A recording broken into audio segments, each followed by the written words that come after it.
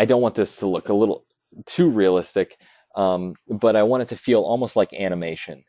You know how they would draw lines on the cells, on the clear um, laminate cells for animation back in the day. I want it to look like a flat color, like basic painting. Um, and digital is good for that. Drawing in Photoshop is very good. You can put down some flat colors and some very basic stuff, and it feels like a cartoon. So I want a cartoony quality to this. So I'm just moving as I go. I'm adding some colors, seeing how they work out, adjusting them as I go, and I'm really using the layers to the best of my benefit in Photoshop to see how this goes. Now, the drawing is pretty much finalized at this stage. I'm not going to make a lot of revisions.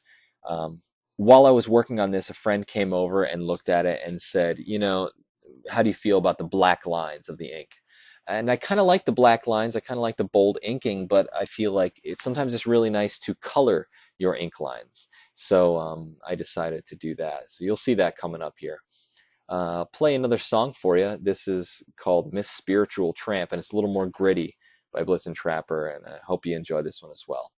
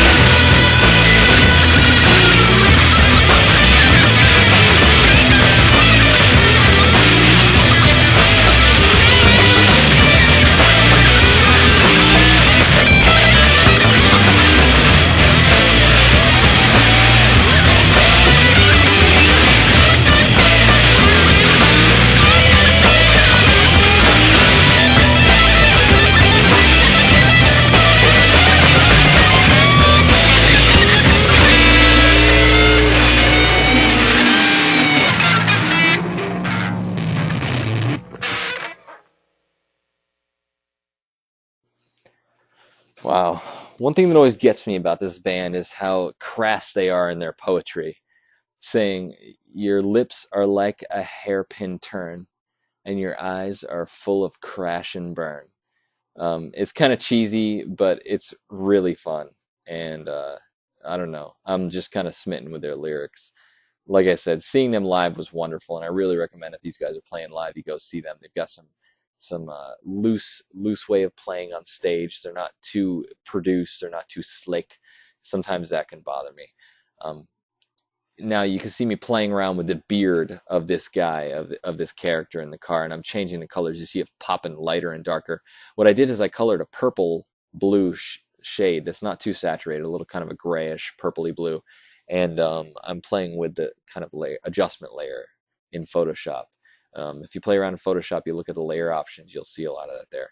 At this point, I'm starting to shade. I'm adding shadow layer, which I'm basically on top of the color layer. I'm adding some shading to the colors, the local colors that are there. And when I say local colors, I mean the color that it actually is. If you hold a fluorescent light up to something, or just a boring, simple light up to something, you'll see what the local color is. So you look at this car and it's a worn down yellow. It's like a rusted yellow. So when I add a shade, a shadow to it, I'm dropping down the darkness of the yellow, and I'm just putting it on the side opposite of the direction of the light source. And I want that to be consistent as I go. So you can see I'm working on coloring the lines here. I'm working on adding some shadows. I'm just working up the whole illustration to start get a finished feel to it. I'm going to play another song now. I hope that's all right, from their newest album. This one's called Saturday Night. Jump down, turn around, shake it on a Saturday night. You don't have to play the crowd, but if you're gonna say it out loud. Yeah, cheap ride, run down, leaving town and hop on the fly.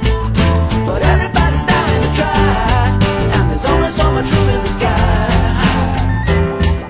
This love is gonna move you like a wind chime, gonna toss you like the ocean till you're mine on mine. There's a bright light shining bright, gotta lead my people through the night. If you wanna make change, better rearrange, 'cause there's not a lot of light inside.